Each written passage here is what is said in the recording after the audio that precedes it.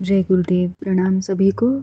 हम पढ़ रहे हैं पुस्तक निरोग जीवन के महत्वपूर्ण सूत्र, अध्याय 3। कल हमने टॉपिक पढ़ा था कि अगर सोयाबीन का विकल्प मूंगफली, तो मूंगफली का भी हम प्रयोग कर सकते हैं दूध बनाने के लिए, अगर हमारे पास सोयाबीन उपलब्ध नहीं है तो। चलिए आज के टॉपिक की तरफ आगे बढ़ते हैं। वनस्पति घी चिंता का विषय। गांधी जी कहते थे कि तेलों का गाढ़ापन या भारीपन आसानी से कम किया जा सकता है और उसे खाने के काम में भली प्रकार लाया जा सकता है। फिर उसे घी की शक्ल देने के लिए क्यों जमाया जाए और क्यों महंगा बनाया जाए?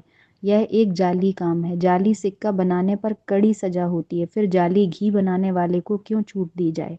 शक्ल बदलकर कुछ को कुछ दिखा देना एक प्रकार की बाजीगरी है। यह मन बहलाओ मनोरंजन तक के लिए किया जाए तो कुछ तुक भी है, पर जब उसका उपयोग खाद्य पदार्थ के रूप में किया जाता है तो फिर उसे वास्तविक रूप में ही रहना चाहिए।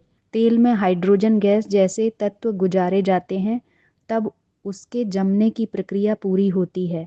यह एक बहकावा है, बहकावा भी ऐसा जिसे खाने वाले को अतिरिक्त पैसा देना पड़ता है और स्वास्थ्य में विकृति आने का जोखिम भी रहता है। पाचन की दृष्टि से भारी पड़ता है। निर्माण कार्य में प्रयुक्त होने वाली प्रक्रिया में जिन रसायनों का उपयोग होता है वे सर्वथा निर्दोष नहीं हैं।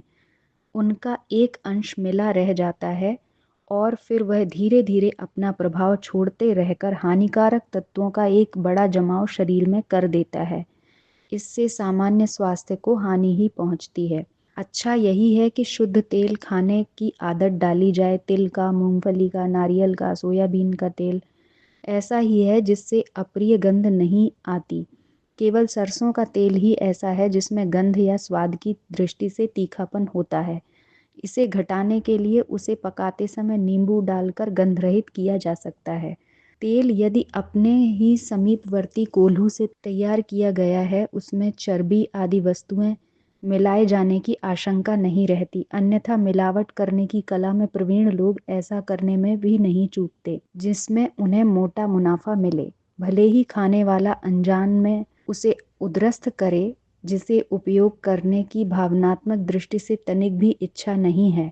जिस वनस्पति तेल में चर्बी आदि की मिलावट हो, उनके डिब्बों पर इसका उल्लेख होना चाहिए। इससे कम से कम खाने वालों को यथार्थता का ज्ञान तो रहेगा, वे किसी धोखेबाजी के शिकार तो न होंगे। महंगे असली घी का स्थान वेजिटेबल घी लेता जा रहा है। फलतः असली घी की मांग कम होती जा रही है। खपत कम होने के कारण लोग असली घी का व्यवसाय करने से पशुपालन से हाथ सिकोड़ते जाते हैं, जिससे उन कार्यों में लगे हुए अनेक लोगों की आजीविका मारी जाती है। गृह उद्योग स्तर का एक बड़ा साथ ही उपयोगी कार्य भी समाप्त होता जा रहा है। परिस्थिति यह बनती जा रही है कि अब असली घी के दर्शन दुर्लभ होने लगेंगे और उस साधारण से एवं पौष्टिक खाद्य से वंचित होना पड़ेगा। भारत कृषि प्रधान देश है।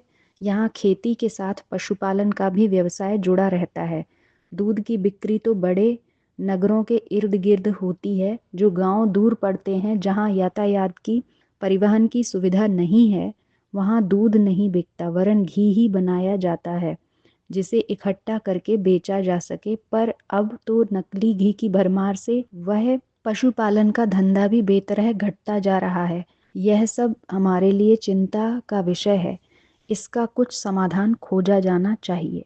तो इस टॉपिक में बताया कि वनस्पति घी जो है वो अच्छा नहीं होता है हमारे स्वास्थ्य के लिए। डालडा वगैरह जो आता है, क्योंकि उसमें बहुत सारे केमिकल्स की मिलावट होती है, तो वो हमारे स्वास्थ्य को खराब करते हैं फायदा करने के स्थान पे।